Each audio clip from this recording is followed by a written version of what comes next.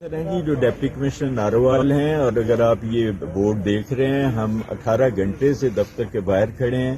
Police کی heavy انہوں نے لاک لگا کے گیٹ کو، مین گیٹ کو، کمپلیکس کو سیل کیا ہوا ہے.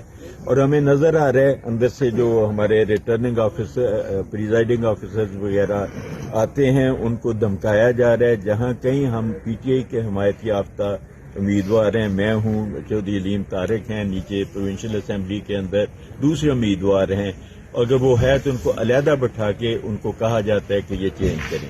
اور یہ خفیہ ایجنسیوں کے اہلکار دبا رہے ہیں، جس میں جو ہمارا local election staff, district returning officer یا ہمارے دوسرے جو ہیں صاحبان، وہ کر رہے ہیں. کچھ ان میں سے مان رہے ہیں، کچھ ان میں سے نہیں بھی مان رہے.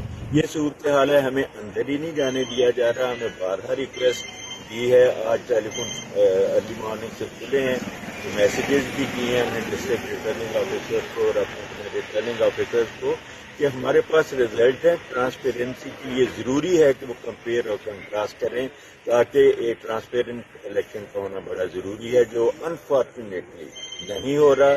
ہم پی ٹی آئی کے جو کینڈیڈیٹس ہیں باہر بیٹھے ہوئے ہیں رات بھر سے، اور دوسرے ہمارے سامنے آنکھوں کے سامنے نون لیگ کے کینڈیڈیٹ انٹری بھی کر رہے ہیں اور ایگزٹ بھی کر رہے ہیں.